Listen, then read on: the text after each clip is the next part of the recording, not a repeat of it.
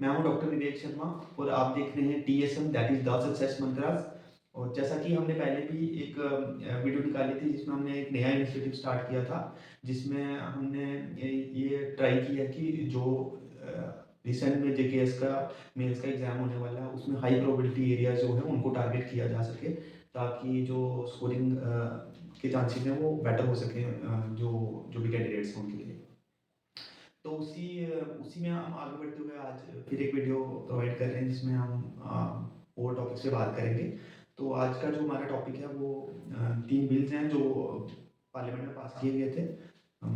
भारतीय न्याय संहिता बिल, भारतीय नागरिक सुरक्षा संहिता बिल और भारतीय साक्ष्य बिल। तो इन बिल के माध्यम से हम जो पुराने बिल हैं जैसे कि इंडियन पिनल कोड है, इंडियन क्रिमिनल प्रोसीजर कोड है और इंडियन एविडेंस एक्ट है, इनको रिप्लेस किया जाएगा। और इसकी ज़रूरत क्या थी, क्यों किया गया है, वो इसलिए किया गया है क्योंकि जो पुराने बिल्स थे वो कॉलोनियल टाइम्स में बने थे, तो कॉलोनियल आइडिया पर बेस्ड थे और इसमें पनिशमेंट का कॉन्सेप्ट ज़्यादा था rather than providing the justice. तो कुछ ये रीज़न थे। इसके अलावा और भी कुछ कारण थे जिसकी वजह से हमने इसको इम्प्रूव करने की कोशिश की है। जैसे कि पुराने बिल्स में कन्विक्शन रेट्स भी, उनके थ्रू कन्विक्शन रेट्स भी कम थे। जो क्राइम था वो भी कुछ खास अच्छे से एड्रेस नहीं किया जा रहा था। कुछ जो मार्जिनलाइज्ड कम्युनिटी थे उनकी वल्नरेबिलिटी भी ऑलमोस्ट वैसे की वैसे ही रह रही थी। तो अब देखते हैं कि नए बिल्स में क्या-क्या बातें हुई हैं, क्या चीज़ें एड्रेस करने की कोशिश की गई है। तो इसमें हम देखते हैं, पहले तो बिल में कुछ न्यू डेफिनेशंस आई हैं, जैसे टेररिज्म को अच्छे से डिफाइन किया गया है। कुछ वो टर्म्स जैसे कि सेपरेटिज्म हो गया, सोवरेनिटी के अगेंस्ट कुछ किस तरह का एक्ट हो रहा है तो उसको डिफाइन किया गया है और उसके अकॉर्डिंग जो कैसे इस तरह के एक्ट्स और इस तरह के मिस्चीवियस पर्सन्स को डील किया जाएगा, उसके बारे में बताया गया है। और इसके बाद जो वीमेन के अगेंस्ट सेक्सुअल वायलेंसेस होती हैं उसके रिगार्डिंग भी बात की गई है कि अगर सेक्सुअल वायलेंस होती है तो उसमें जो वीडियोग्राफिक प्रूफ जो है वो होना चाहिए सर्वाइवर का। और सर्वाइवर की जो सर्वाइवर का है जो ओपिनियन है वो लिया जाएगा before withdrawing the case, providing for punishment up to 7 years। और विद इन 90 days के under police has to inform about the status of the complaint. और कुछ ऐसे भी क्राइम्स है जिसमें कम्युनिटी से भी हेल्प ली जा सकती है। और इसमें चार्जशीट का भी है कि तो चार्जशीट जो है वो 180 डेज़ के अंदर फाइल करनी है। अ, अ, कुछ केसेस में कोर्ट की इंटरवेंशन से 90 डेज़ की और एक्सटेंशन हो सकती है, but should not exceed that. और इसमें ये भी है कि जो भी सर्च और सीजर की एक्टिविटीज़ होंगी वहाँ पर जो वीडियोग्राफिक प्रूफ होता है वो होना चाहिए, उसके बिना चार्जशीट एक्सेप्ट नहीं की जाएगी। इसके अलावा फोरेंसिक एविडेंसेस को भी वैल्यू दी गई है ऐसे क्राइम पे जो 7 years या उससे ज़्यादा की पनिशमेंट प्रोवाइड करते हैं। इसमें जो डिजिटल इंडिया का जो हमारा इनिशिएटिव है उसको भी कैटर किया गया है कि जो एविडेंसेस हैं वो फिजिकल जो हैं, उसके अलावा इलेक्ट्रॉनिक या डॉक्यूमेंटेड रिकॉर्ड जो है वो भी एविडेंस का एज ए एविडेंस यूज़ किए जा सकते हैं।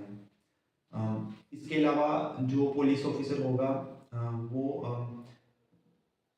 एक सर्टिफिकेशन प्रोवाइड करेगा regarding the custody of a person of an accused both physically and online. और कुछ जो बेल की प्रोविजंस है वो थोड़ी सी स्ट्रिक्ट की गई हैं, ताकि कोई भी जो है वो पॉलिटिकल अपना बैकग्राउंड यूज़ करके उन जो गैप्स हैं उनको यूज़ करके अपने बेनिफिट के लिए कुछ ज़्यादा बेनिफिट नहीं ले पाए उससे। अच्छा, अब इसमें हम बात करें कि इसका क्या है, सिग्निफिकेंस क्या है? सिग्निफिकेंस ये है कि इसमें जो जस्टिस सिस्टम है वो उसको स्पीडियर किए जाने की कोशिश की जा रही है, ताकि डिलेज़ कम हो, पेंडेंसी ऑफ केसेस कम हो। अगर वैसे होगा तो एफिशिएंसी और इफेक्टिवनेस भी बढ़ेगी सिस्टम की। और एक जो ट्रस्ट होता है, जो क्रेडिबिलिटी होती है सिस्टम की, वो भी इम्प्रूव होती है। तो क्योंकि जितना ज़्यादा पेंडेंसी होगी, जितना ज़्यादा केसेस में लैग होगा, उतना ज़्यादा क्रेडिबिलिटी कम होती है, लोग सिस्टम से दूर भागने की कोशिश करते हैं। इसके अलावा जैसे ज़ीरो एफआईआर का कॉन्सेप्ट है, उसको भी काफ़ी इम्पोर्टेंस दी गई है। ज़ीरो एफआईआर होती है जिसमें आप किसी भी पुलिस स्टेशन में जाकर एफआईआर दर्ज कर सकते हैं, even if it is not in their jurisdiction. तो उसके बाद 15 डेज़ के अंतराल में ही आपको उस प्लेस ऑफ जो जुरिस्डिक्शन जो होता है जिस पुलिस स्टेशन का, वहाँ पर आपको वो एफआईआर रजिस्टर करानी होती है। तो इसके अलावा और जो इसमें सिग्निफिकेंट एरियाज हैं, जैसे ह्यूमन राइट बेस्ड अप्रोच होगी जिसमें स्टेक होल्डर्स के राइट्स, उनकी डिग्निटी को रिस्पेक्ट किया जाएगा। और जैसे पनिशमेंट का एक कॉन्सेप्ट कॉलोनियल लॉ के हिसाब से चल रहा था, उसमें मोर रादर देन द पनिशमेंट हम जस्टिस की साइड ज़्यादा टिल्ट करने की कोशिश करेंगे।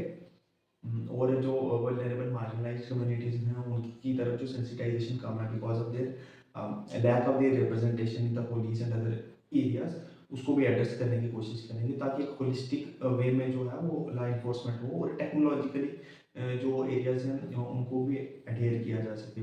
प्रीवियस जो लॉज थे उनमें टेक्नोलॉजी का एस्पेक्ट केटर नहीं किया जा रहा था, और जो क्योंकि जो मॉडर्न सोसाइटी है वो काफ़ी रिफॉर्म हो चुकी है, काफ़ी इवॉल्व हो चुकी है, और टेक्नोलॉजिकल इंटरवेंशन भी बहुत ज़्यादा है, वो क्राइम नए और बदले हुए तरीक़ों से किया जा रहा है, तो उसको एड्रेस करना भी ज़रूरी था। तो इसके अलावा हम ये भी देखेंगे कि जो इसमें जो कॉन्स्टिट्यूशनल वैल्यूज़ को अपहोल्ड किया जाएगा, जिससे जो जो रूट कॉज ऑफ क्राइम है जैसे कि सोशल इनजस्टिस होती है, तो उनको वो भी एड्रेस हो सकते हैं इससे। तो अल्टीमेटली हम यही कहेंगे कि ये काफ़ी अच्छी मूव है। इससे जो chances of insuring equality in the system, insuring the speedier justice system, तो वो काफ़ी ऑप्टिमिस्टिक लग रहा है ऐसे। और रिगार्डिंग किस तरह के इम्पैक्ट्स होंगे ये तो टाइम के साथ ही देखा जाएगा, but I think it is a good move. And hopefully implementation के साथ साथ अगर कुछ और इम्प्रूवमेंट की ज़रूरत होगी, कुछ और अमेंडमेंट्स की ज़रूरत होगी इसके कुछ कुछ एरियाज़ में, तो वो भी की जा सकती है।